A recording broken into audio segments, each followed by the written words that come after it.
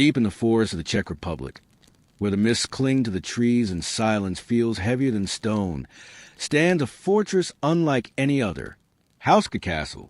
At first glance, it is just another medieval relic, its walls weathered by centuries, its towers rising above the forest canopy. But if you look closer, you'll see that something about this place is deeply wrong. Unlike every other fortress of its time, Houska was not built to protect borders, to control trade routes, or to withstand sieges.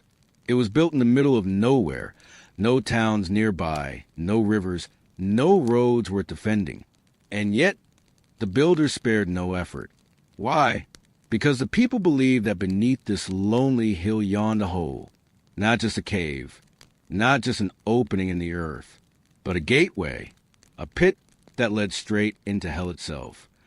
The villagers spoke of horrors crawling from its depths, creatures that were half human, half animal, twisted mockeries of life that prowled the countryside by night. Farmers swore their livestock were slaughtered by things that could not have been wolves. Travelers vanished without a trace. And so, in the 13th century, nobles commissioned a castle not as a home, not as a stronghold, but as a lid, a stone coffin to seal something unspeakable beneath the ground. Where other castles opened their gates toward the world, Houska closed itself inward. Where others were built to repel armies, this one was raised to cage shadows. Step inside and you feel it instantly. The walls are too thick. The windows, bricked up from within, stare not outward toward an enemy, but inward at something imprisoned. In the chapel, grotesque paintings writhe across the plaster.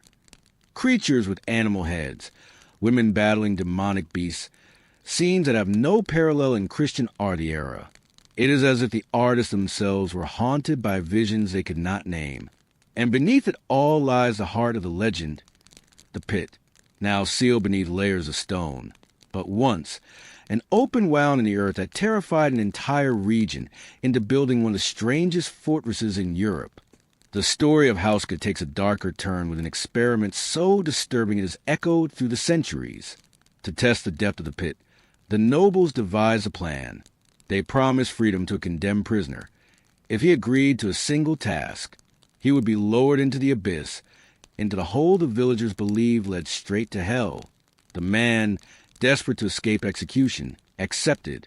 Chains were bound around his chest, a rope secured, and by the flickering torchlight of armed men, he was lowered into the darkness. At first there was silence. The rope creaked, the torches hissed, and the man's voice echoed faintly against unseen walls. But soon his calm turned to terror. He began to scream, shrieks so sharp they clawed at the ears of the men above. He begged, he fought against the chains. He cried out words that made no sense, as though something below was tearing his very soul. Only minutes had passed, yet when they hauled him back up, the prisoner was no longer the same man. His hair, once dark, had turned white. His eyes were wild and unseeing, and his skin was marked with scratches too deep to be made by rope alone. He never recovered. He spoke little, ate less, and within days he had lost all reason, spending the rest of his life locked away in a monastery, raving about visions no priest could silence. What did he see in that pit? Was it darkness and madness alone? Or did he glimpse something humanity was not meant to face? The story spread, feeding the terror that already surrounded Houska. Priests redoubled their prayers, villagers avoided the forest altogether, and the nobles sealed the hole beneath heavy stone slabs.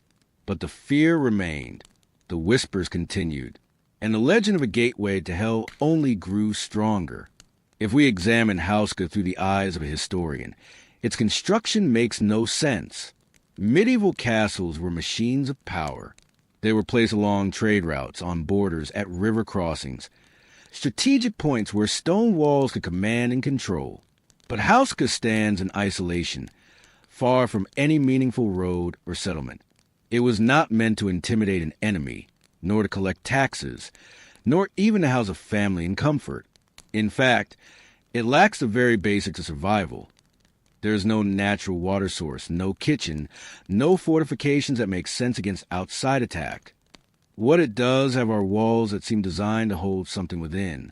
Windows bricked up, rooms that lead nowhere, staircases that rise abruptly into blank stone ceilings, like pathways meant to confuse or deter. Its chapel is placed directly above the pit, as though holy ground alone could contain what lay beneath.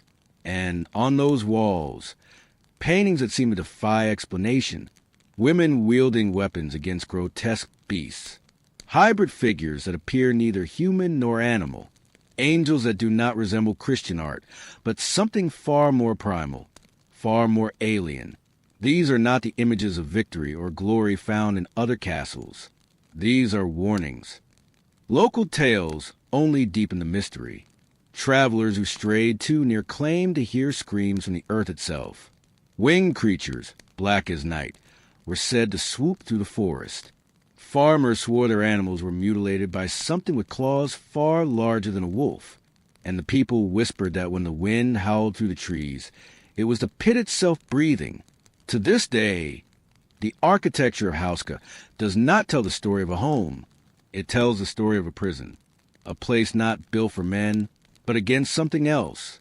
Centuries later, the legends of Houska found new life in an era of darkness. During World War II, when Nazi Germany spread its shadow across Europe, the castle was seized. At first glance, it was just another stronghold to occupy. But the Nazis were not merely conquerors. They were seekers, hunters of the occult, obsessed with unlocking forbidden knowledge, desperate to control anything that might grant them power. And so Houska, with its ancient stories of a gateway to hell, became a site of sinister interest. Locals tell of strange experiments carried out within its walls. Soldiers reported that the upper floors were sealed for unknown purposes, guarded night and day. Lights burned at odd hours. Unmarked crates were carried in but not carried out. Some claimed that occult rituals were performed in the chapel, an attempt to harness the power of whatever lay beneath. Others whisper of horrific experiments on prisoners, as though the Nazis would try to open the pit itself and unleash whatever it contained. No records remain. Whether they were destroyed in retreat or hidden away in secrecy, we do not know. But villagers remembered. They recalled hearing inhuman cries echoing from the castle at night, and seeing soldiers who entered but were never seen again. When the war ended, the Nazis fled, leaving Houska as they had found it, silent, brooding, and unchanged. But the whispers of their time, their only strengthened the castle's legend. If even the most ruthless regime of the modern world had been drawn to its darkness, what did they believe lay within those stones? What power did they think they could control?